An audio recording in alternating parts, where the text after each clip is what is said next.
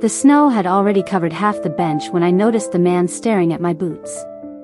Not at me. At my boots. They were old brown leather boots lined with wool, the kind my late husband used to call Minnesota survival gear. I had owned them for nearly 12 winters. The soles were worn thin, but they still kept my feet warm in weather that could freeze your lungs if you breathed too deeply. The man sitting across from me wore sneakers split open at the sides. His socks were wet. The wind coming off Lake Michigan cut through the bus station like a blade that night.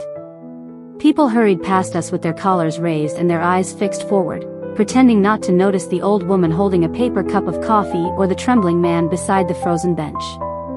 Then he whispered something I almost didn't hear.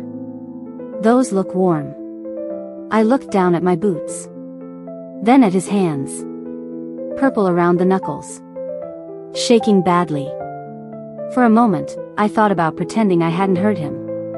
Winter in Chicago teaches you that sometimes kindness costs more than you can afford.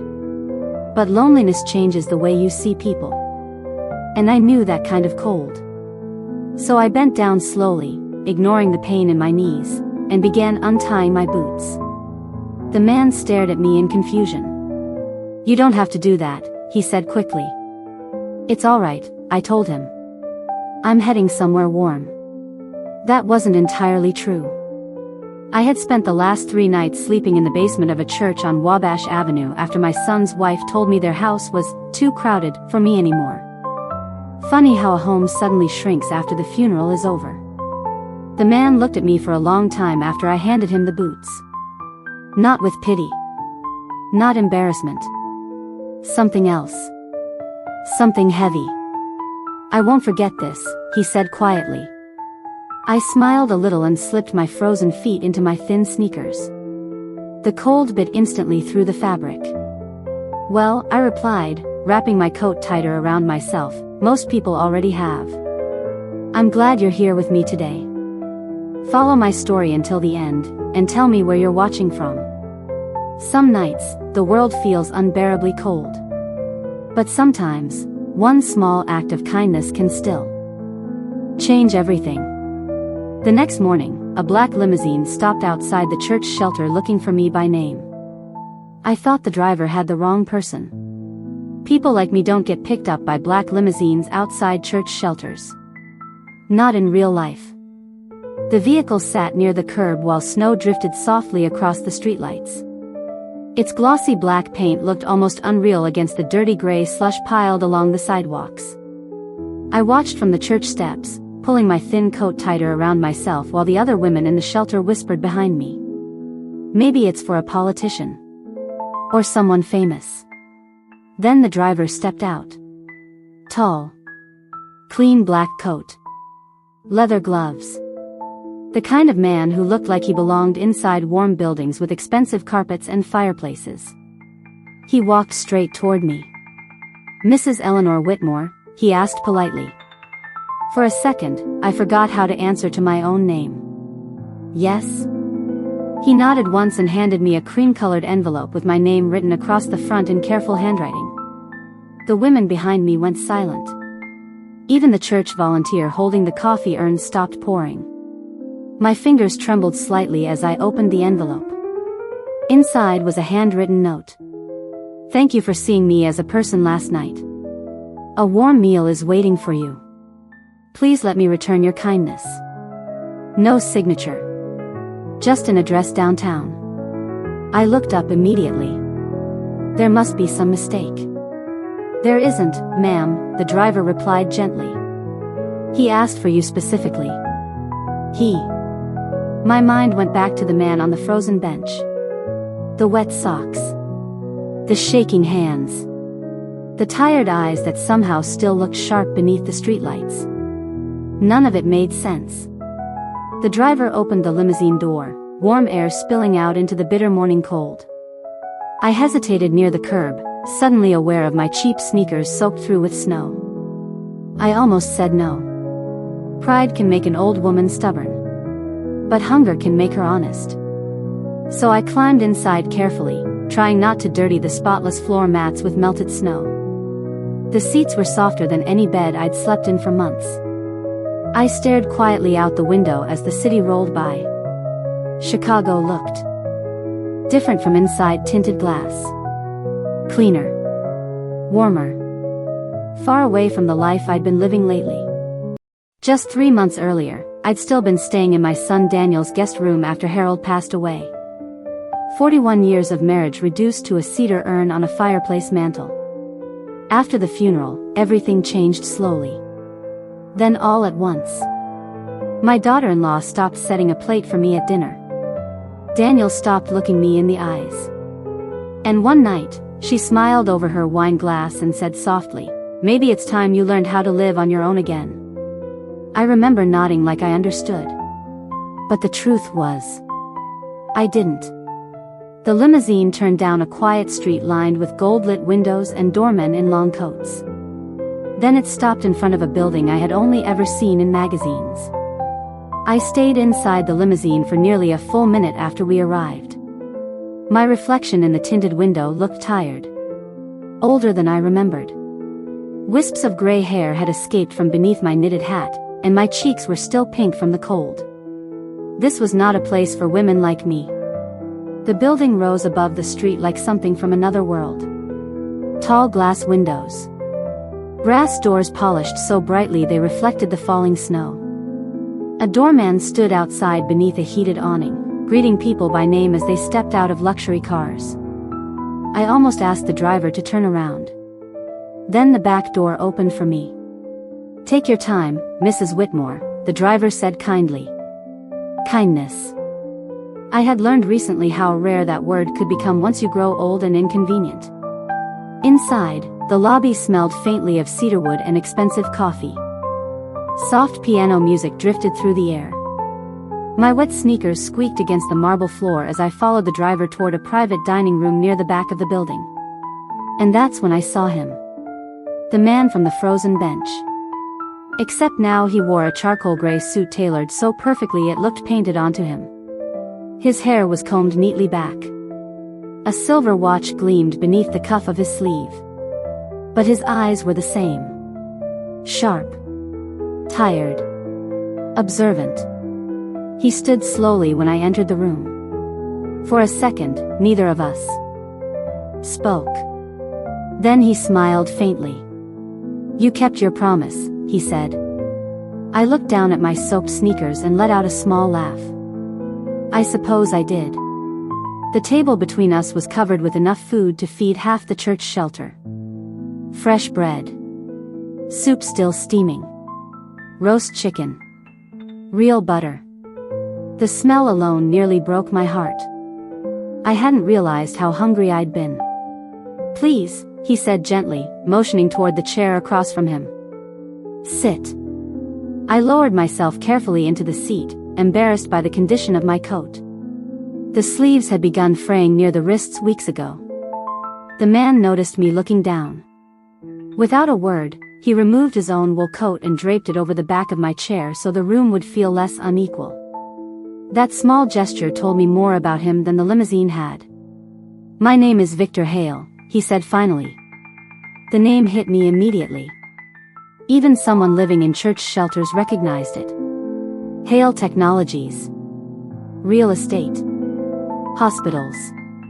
Charity foundations. His face had appeared on magazine covers for years. I stared at him silently. "You're the billionaire," I whispered before I could stop myself. A tired smile crossed his face. "Today, yes," he replied softly. "But last night, I was just a cold man sitting on a bench." I didn't know what frightened me more. The fact that a billionaire had been freezing alone in the snow. Or the fact that I understood exactly how that felt. Victor Hale did not act like the rich men you see on television. He didn't brag. He didn't talk loudly. He didn't carry that sharp impatience wealthy people sometimes wear like expensive cologne. Instead, he watched people carefully. Especially the staff. I noticed it while we ate. Every time a server entered the room, Victor looked them directly in the eye and thanked them by name. Not quickly. Not absent-mindedly. Like he genuinely meant it. That told me more about him than the headlines ever could. "You're wondering why I was out there," he said after a while. I lowered my spoon slowly. "I suppose I am." Snow drifted softly against the tall windows beside our table. Somewhere below us, the city traffic moved through the frozen streets in long ribbons of white and red light. Victor folded his hands together quietly. 3 years ago, my daughter died," he said. The words settled heavily between us. "I'm sorry," I whispered. He nodded once but continued staring out the window. "She was 26. Leukemia." His voice remained calm, but exhausted in a way I recognized immediately. "After she passed, people treated me differently. Business partners, friends, even family." He gave a faint smile without humor. "Everyone became careful around me. Polite. Distant." I understood that feeling too well. After Harold died, people stopped talking to me like a woman. They talked to me like fragile glass. Or worse. Like furniture. Victor continued softly. "A few months ago, I started walking through the city alone at night. No security. No assistance. I wanted to see how people behave when they think you have nothing to offer them." I looked at him carefully then. "And what did you find?" A tired laugh escaped him. "That loneliness frightens people more than poverty does." The room fell quiet again. I thought about Daniel. My son used to call every Sunday morning without fail. Even after he got married. Even after his children were born. He used to ask for my chicken soup whenever he caught the flu. Then little things began changing. Fewer phone calls. Shorter conversations. My daughter-in-law, Vanessa, speaking for him more and more often. "She's tired tonight. We already made plans. Maybe next week." At first, I believed her. That's the dangerous thing about mothers. We keep explaining away the pain because the truth hurts too much. Victor studied my face quietly. "They abandoned you, didn't they?" he asked gently. I looked down at the untouched piece of bread beside my plate. The hardest part wasn't being asked to leave. It was realizing they had discussed it together long before they finally said the words out loud. After a long silence, I nodded once. Victor leaned back slowly in his chair. Then he said something that made my chest tighten. People reveal their true character when they believe someone has become powerless. After lunch, Victor asked if I would walk with him for a while. I almost laughed at the idea. My feet were still half frozen inside those thin sneakers, and the warmth of the restaurant had made me painfully aware of how exhausted my body really felt. But something in his voice reminded me of Harold. Not the words. The loneliness behind them. So I nodded. The driver brought me a new pair of winter boots before we left the building. Dark leather. Soft lining inside. Probably more expensive than every coat I had owned combined. I hesitated before putting them on. "They're a gift," Victor said simply. "No pity. No performance. Just kindness." That made accepting them easier somehow. We walked slowly through a private garden behind the building while snow drifted gently onto the hedges and stone pathways. The city noise sounded distant there, muted beneath the winter air. "I had investigators find out who you were this morning," Victor admitted calmly. I looked over at him but wasn't offended. Men like Victor Hale probably investigated everyone. "You were a schoolteacher for 38 years, he continued. "Second grade." I smiled faintly despite myself. "Children still like me more than adults do." That earned a quiet laugh from him. "You also helped raise your grandchildren full-time for nearly 6 years." The smile faded from my face. I remembered those mornings clearly. Packing lunches before sunrise. Walking little Emma to the school bus in heavy snow while Vanessa slept in. Staying awake through fevers. Piano recitals. Science fairs. Back then, I wasn't a burden. I was useful. Victor seemed to read the thought on my face. Families have a terrible habit, he said softly. They confuse love with convenience. The words settled deep inside me because they were true. Painfully true. We stopped beside a frozen fountain near the center of the courtyard. Thin ice covered the water like cloudy glass. I want to offer you something, Victor said. Immediately, my guard rose. At my age, you learn that unexpected generosity usually comes attached to conditions. I'm not looking for charity, I replied carefully. I know. He reached into his coat pocket and handed me a business card. Not flashy. Simple white lettering. Victor Hale Foundation. There's a women's housing center on the south side that my company funds, he explained. They need someone to oversee community outreach. Someone people trust. I stared at the card silently. You barely know me. Victor looked toward the falling snow. Actually, he said quietly, I think I know exactly who you are. No one had spoken to me that way in years. Not like I still had value. Not like I was still visible. For the first time since Harold died, I felt something dangerous begin to return inside me. Hope. Then my phone vibrated inside my coat pocket. Daniel. My son hadn't called me in nearly 3 weeks. I stared at Daniel's name glowing on my phone screen while snow collected quietly along the edges of the frozen fountain. For a moment, I couldn't breathe. A mother never truly stops waiting for her child to come back.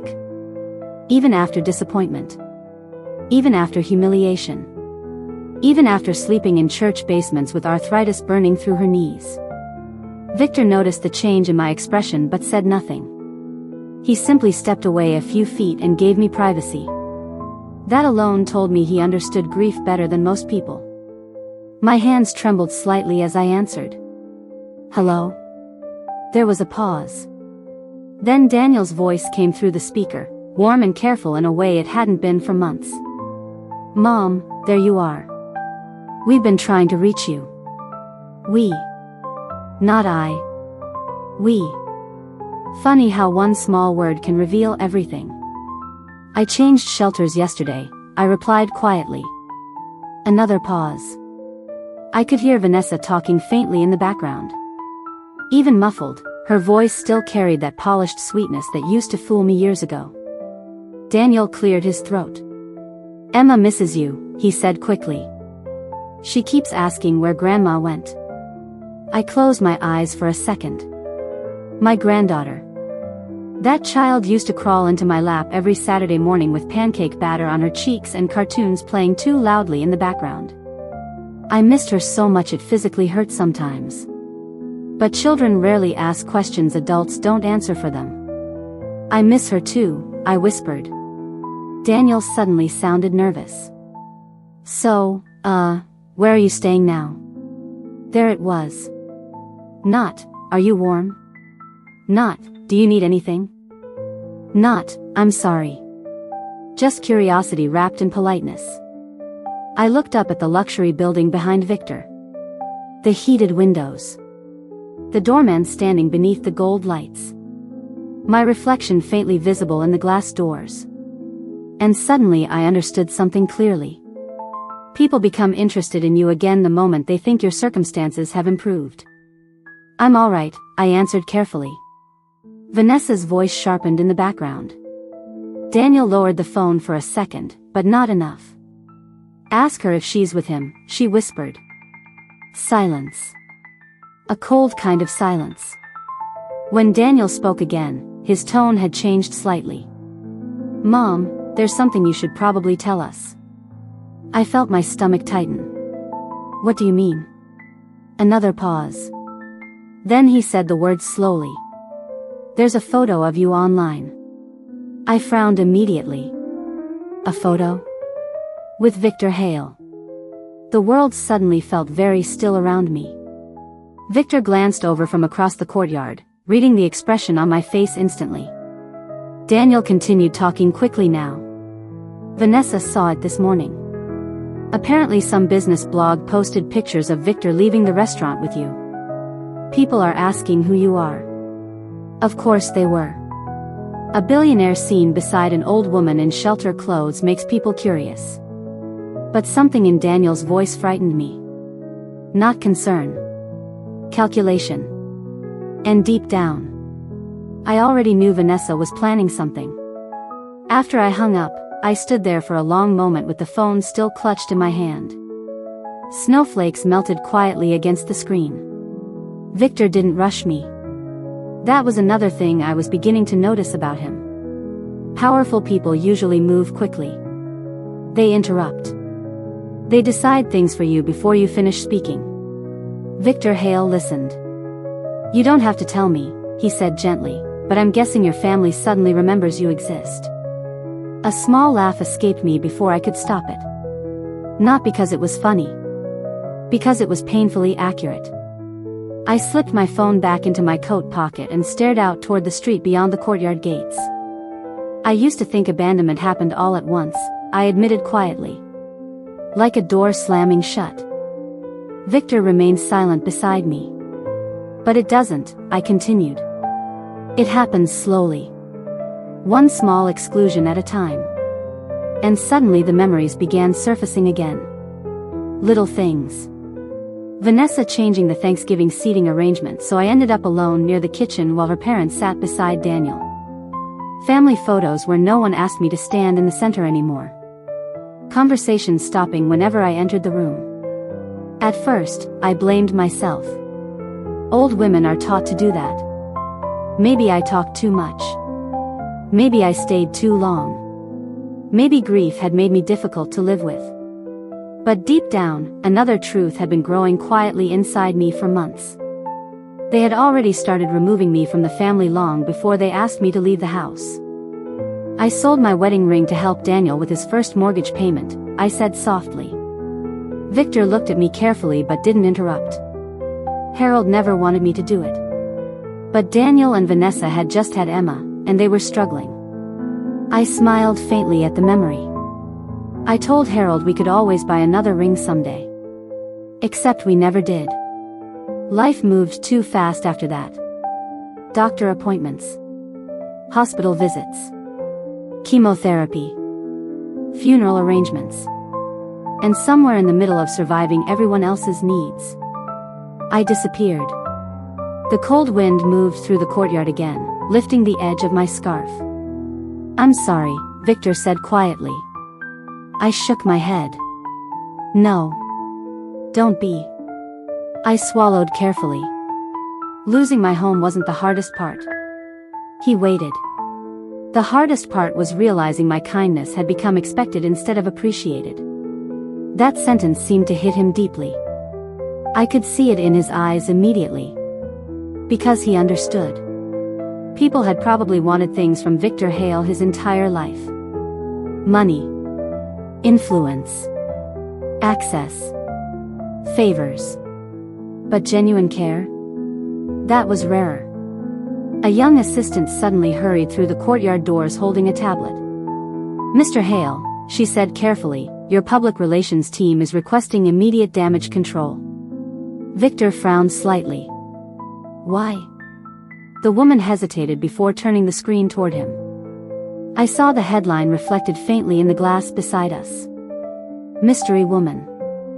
Spotted with billionaire Victor Hale, and underneath it, a photograph of me stepping out of the limousine in my shelter coat and borrowed boots. Victor looked at the article for barely 2 seconds before locking the screen. But I had already seen the comments. Some people pitied me. Others mocked me. And one comment made my stomach turn cold. Gold digger. Another old woman chasing money. I wanted to disappear after that. Not because the comments hurt. At my age, cruel words no longer shock you the way they once did. It was the humiliation of becoming visible again only after people believed money was involved. Victor handed the tablet back to his assistant without reacting. "Remove the photos," she asked carefully. "No," he replied calmly. The young woman looked surprised.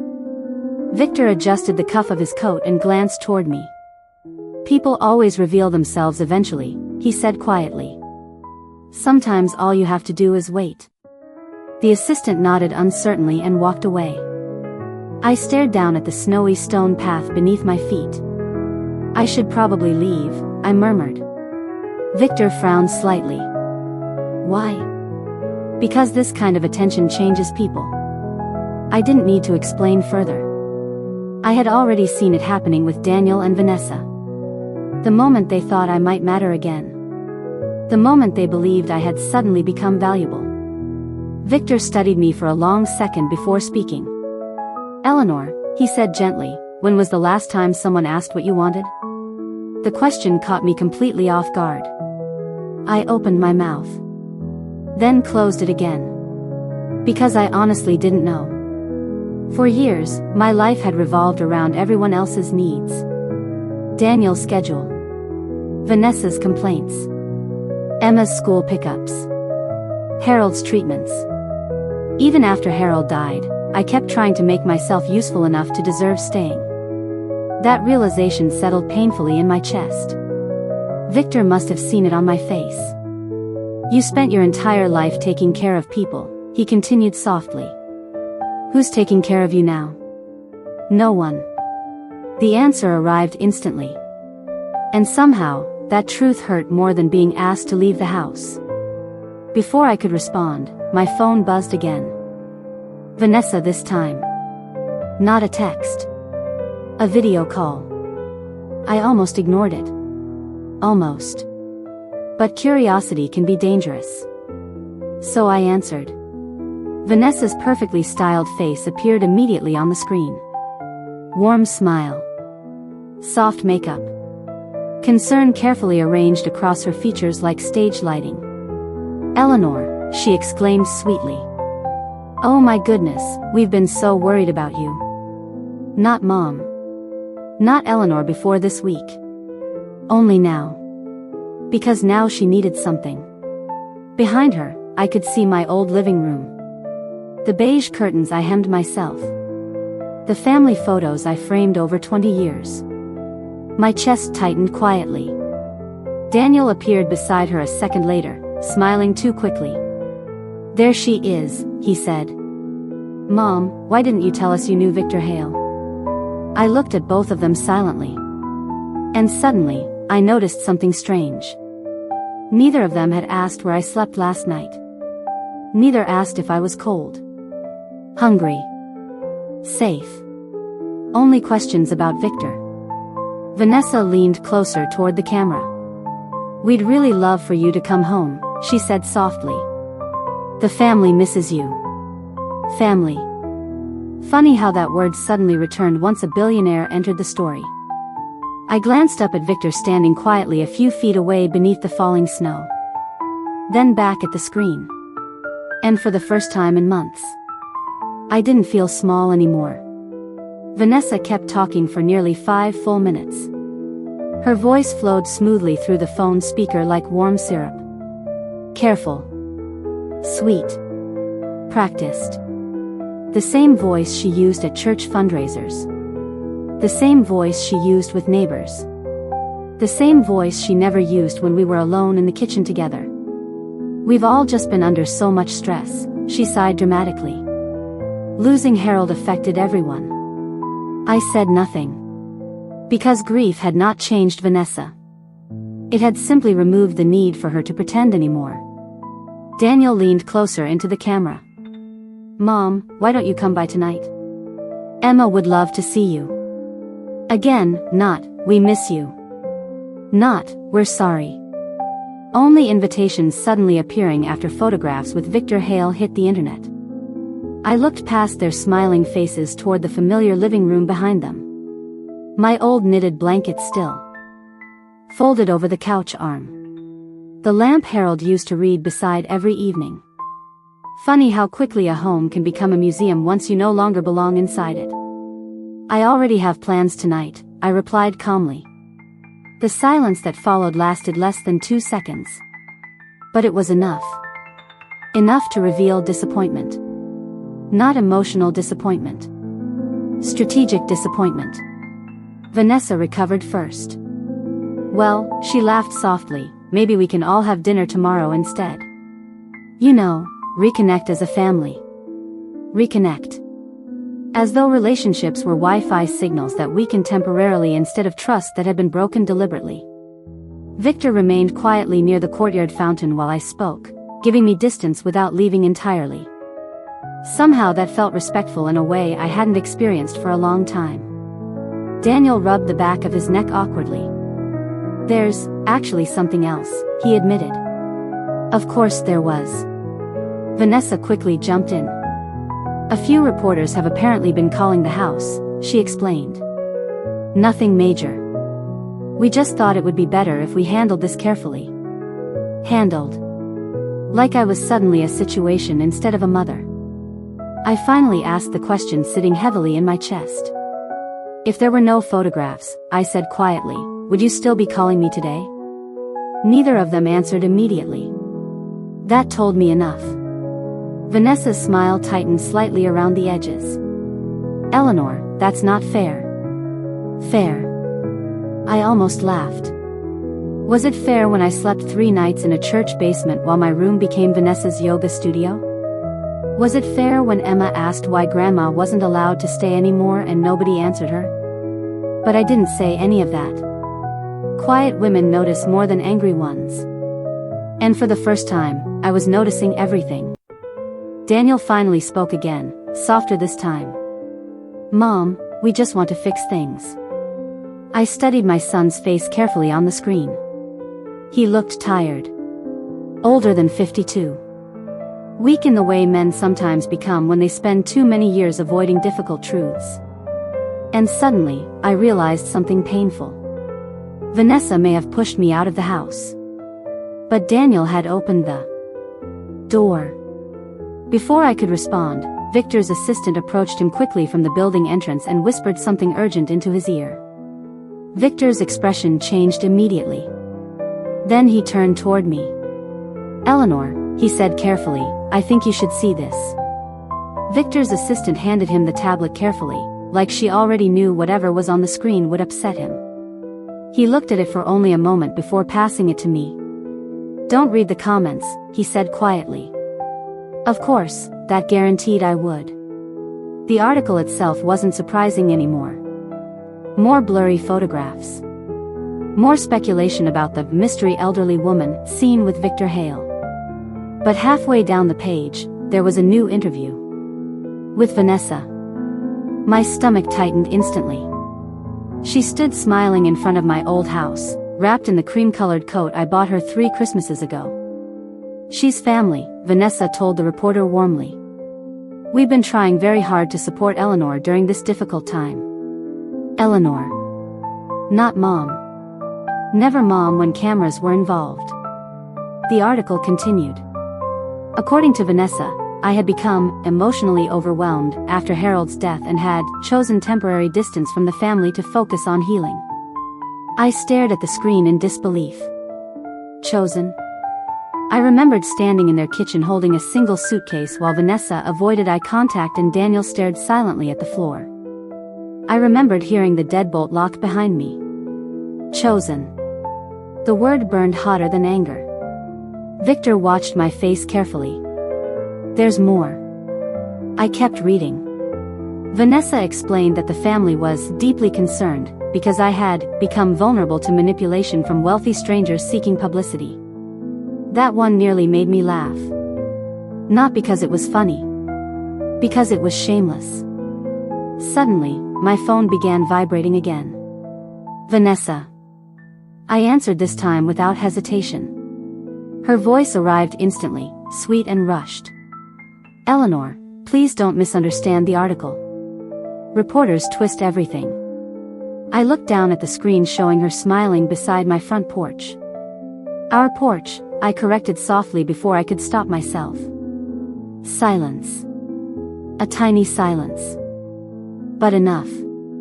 Vanessa recovered quickly. Of course. I just meant, you told them I left voluntarily. Well, she hesitated carefully. Technically, nobody forced you. I closed my eyes. There it was. The truth hidden beneath polished words. Daniel suddenly appeared on speaker beside her. Mom, please don't do this right now. Do this. As though honesty itself had become inconvenient. Victor stepped farther away while I spoke, pretending to study the snowy courtyard fountain. But I could tell from the tension in his shoulders that he heard every word. I slept in a church basement, I said quietly into the phone. For 3 nights. Neither of them answered. You knew where I was. Still silence. And in that silence, something inside me finally settled. Not shattered. Settled. Like snow falling over a field after a storm finally passes. I realized then that I had spent months waiting for an apology that was never coming. Because apologies require guilt. And guilt requires empathy. Vanessa's voice returned softer this time. We're just trying to protect the family. Family. Again that word. Used like a shield by people who had forgotten its meaning. I looked across the courtyard toward Victor Hale standing quietly beneath the falling snow. Then I asked the question neither Daniel nor Vanessa expected. Tell me, I said calmly, if Victor Hale were still a homeless man sitting on that frozen bench, would you want me to come home? The line went completely silent. Not even background noise. No nervous laughter from Vanessa. No careful explanation from Daniel. Just silence. And somehow, that silence answered my question better than words ever could. I stood there holding the phone while snow drifted softly through the courtyard around me. My hands no longer trembled from the cold. Only clarity. Finally, Daniel spoke. Mom, that's not fair. There it was again. Fairness. People only talk about fairness after they've benefited from your sacrifice for years. I thought about the nights I stayed awake beside Emma's bed when she had pneumonia because Vanessa couldn't handle germs. I thought about the retirement savings Harold and I quietly spent helping Daniel through. Layoffs. The birthdays I cooked for. The holidays I cleaned for. Nobody mentioned fairness then. Vanessa's voice returned carefully polished. We're trying to move forward as a family. I looked toward the frozen fountain where thin cracks had begun spreading beneath the ice. Families don't throw each other away when life becomes inconvenient, I replied softly. Neither of them answered. Because there was no defense for what they had done. Only excuses. I ended the call gently without raising my voice. Then I slipped the phone back into my coat pocket and released a slow breath into the winter air. Victor walked back toward me after a moment. You all right? He asked quietly. And strangely enough, I was. Not happy. Not healed. But no longer confused. That changes everything.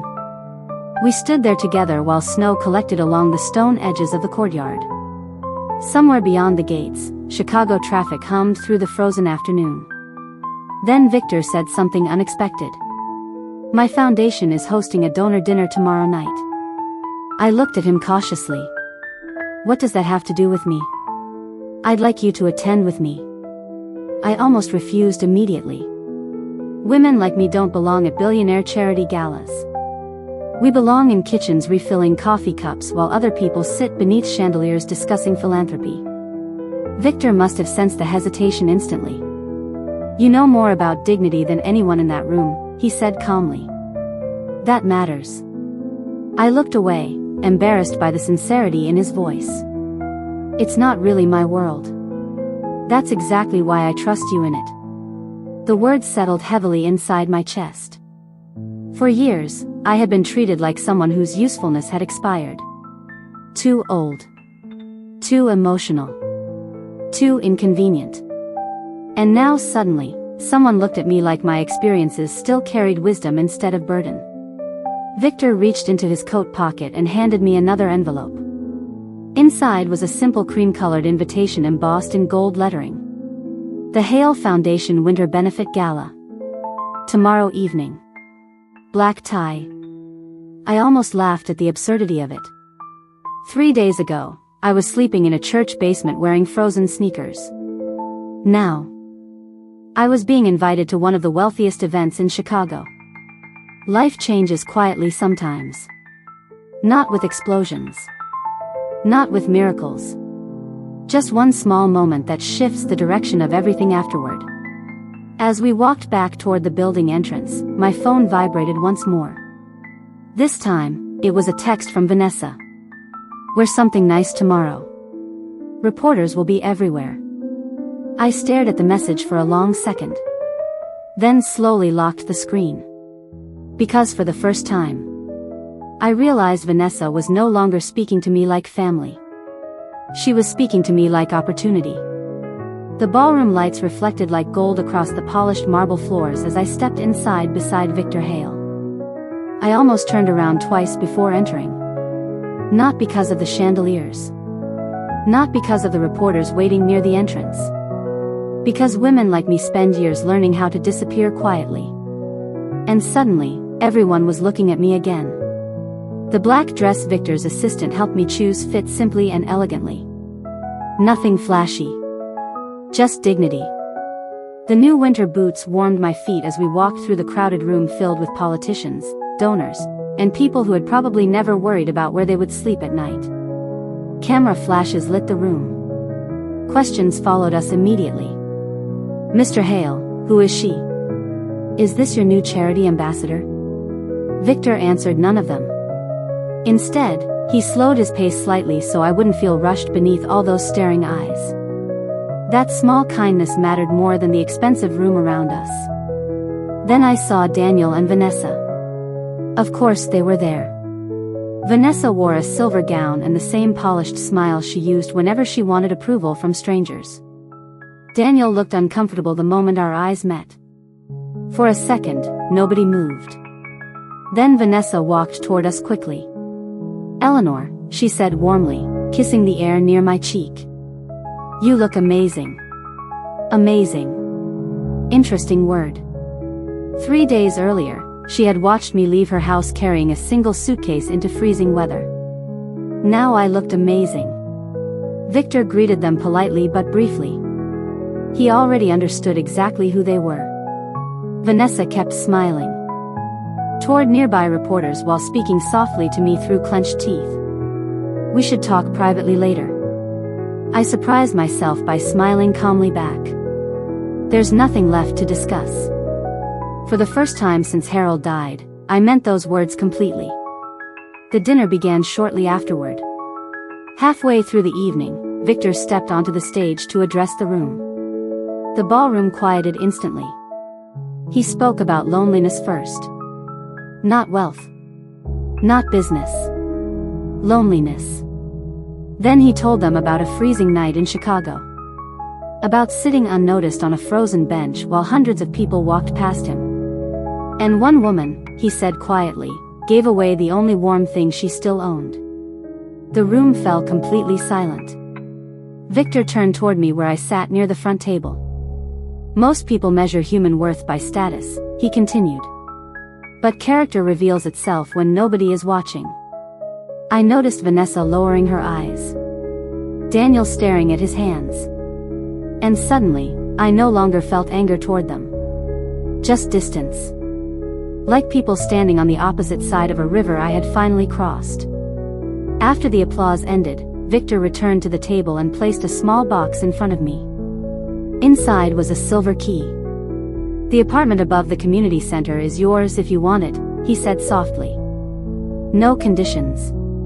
Just a place to begin again." My throat tightened unexpectedly. Months ago, I lost my husband. Then my home. Then the illusion that sacrifice guarantees love. But sitting there beneath those golden lights, I realized something important. The warmest thing I gave away that night on the frozen bench wasn't my boots. It was the part of myself the world had tried so hard to make bitter. And somehow, kindness brought me back to life.